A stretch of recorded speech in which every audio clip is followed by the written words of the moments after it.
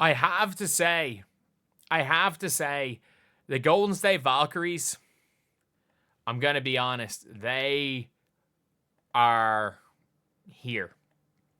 They are here. And I'm not saying that the Golden State Valkyries, again, are going to be the greatest team in the WNBA or anything. I don't think we're going to be seeing the Golden State Valkyries, like, dominating in the playoffs anytime soon. But I do have to say, when it comes to the Valkyries, what I am confident of is that they're going to be fighting for big free agents next year. Because again, they're not trying to lose. And everyone thought, oh, they're going for a draft pick. They're going to go for a draft pick. They're going to tank. I don't think they're going to be the worst team in the WNBA this year. Do you want to know why they're not tanking right now? There is a big, big reason they're not tanking. They're fans. So the Golden State Valkyries record crazy attendance of 17,000 fans for a preseason game. And yes, if you're looking at the title, it's the third highest of all time. It's not a record. I did capitalize the word record, not record. But yeah, so if you guys did not see it, the arena was crazy. Absolutely crazy. So you guys can hear the sound.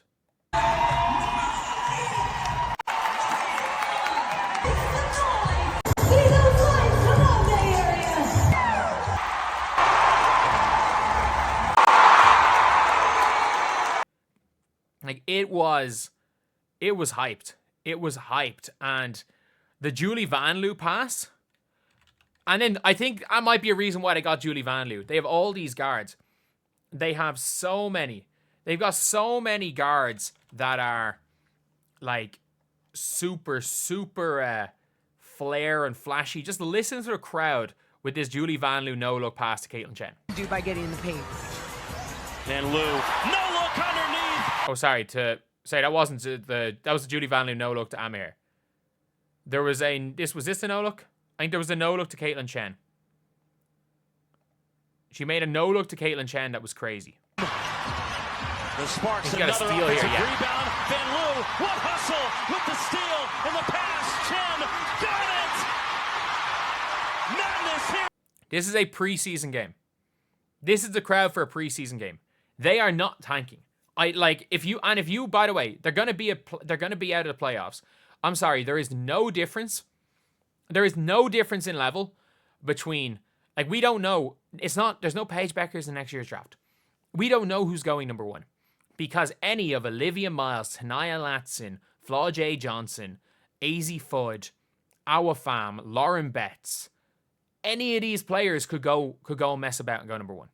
Any of these players take a leap and they could go number one. So anything can happen in the 2026 WNBA draft. So it might make no difference if you're pick number 1 or pick number 4. Just like I felt it made no difference in last year if you're pick number 3 or pick number 10. Or heck, there's a possibility that if the Fever had the number 4 pick in the draft, they still would have taken Michaela Timpson. Like, there's genuinely a possibility of that. But this is a team that's going to be fun to watch. Obviously, Maria Conde's not going to be there. They drafted Yusei Josite, who's not on the roster. And, like, it is what it is for that. They drafted these players, but they have. Carla Late is a super fun guard who had flashes of good stuff, really good stuff. Yesterday, again, her first WNBA game, and she's a year younger than all the other rookies, is still good. Julie Van Loo is one of the most fun players to watch in the WNBA. Veronica Burton looked good. Kayla Thornton was a great player of a championship team. Steph Talbot, I don't think she played yesterday. Letitia Amaher looked unbelievable yesterday. If she can keep that up, she's going to be unbelievable. They still had Janelle Salone to come back. They still had Chechi Zandalasini to come back. They have big Kiara Linskins, who I thought looked really good as kind of a focal point on offense, maybe a little bit iffy on defense. And they signed Tiffany Hayes. Monique Billings looks pretty solid. Like, who's going to make the roster? If I assume Ileana Rupert's not coming over. But, by the way, she was literally the best player on a Merson team with Natasha Howard, Bridget Carlton, and Carly Samuelson, and Tiara McCowan. Like, she was better than all of those players. So, I have to say that you're looking, again, at a really, really good team. Or, like, a really good player there. And they're going to be fun to watch. They are going to be fun to watch. And I have to say, it's gonna be an interesting one, and I don't think they're tanking because they have too many fans. I'm sorry, there's not 17,000 people for your home game. But 17,000 people for your home game, your first home game, you are 100% going to be going all out. You're going all out. All the season tickets have sold. People are really interested in seeing the Golden State Valkyries. And again, look, a women's basketball team based in the Bay Area, like you would assume that is the prime area for, WNBA stuff. You would assume that.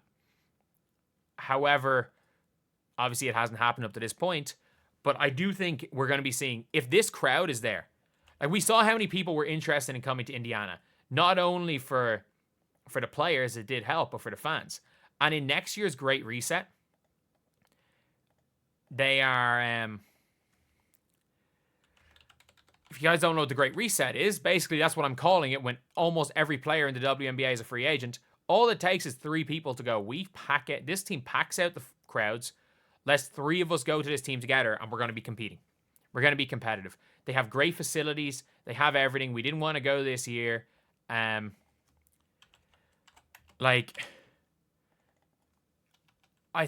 genuinely think that they're going to be at least contender in free agency next year, just because of that crowd. Just because of the crowd. Because if people are going to start people are going to be there for the Valkyries games, you're going to be a relevant team, and eventually you're going to be making more money. You're in the Bay Area, which is extremely relevant for a lot of brand deals. You're in Silicon Valley, basically, and yeah, the Golden State Valkyries, I think, are here for a long time. Like, I wonder who they're going to keep. Like, Julie Van Loo is going to keep things interesting this year. I think Julie Van Loo is going to be a player that is going to be super high in terms of her highlights. I think because of those fans, the way they're going to react, those no-look passes, the crazy long threes that she shoots. Like, she's almost Maureen Johannes-esque in terms of just the crazy things that she does. She's not quite as smooth as Maureen Johannes, but she's Maureen Johannes-esque. And she can be one of the most fun players to watch. And to say that Carla Late's not incredibly fun to watch as well is just wrong. She's going to be so fun to watch. Kate Martin's on that team. They're going to be hyped. Like, fans are going to be hyped for Kate Martin. I don't think Caitlin Chen's going to make the roster, but the Golden State Valkyries have a good thing going on. And long term, as a franchise, as in 10 years down the line, franchises I'm more confident in than the Golden State Valkyries. The Fever, assuming Caitlin Clark is still playing. The New York Liberty. And that might be it. That might be it. And you know what? If Cheryl Reeve's still there, the Lynx, because Cheryl Reeve, the Lynx have just always been unbelievable with Cheryl Reeve. But anyway, yeah, crazy fan base, crazy game for a crazy potential team in the future. But anyway, I'll see you guys.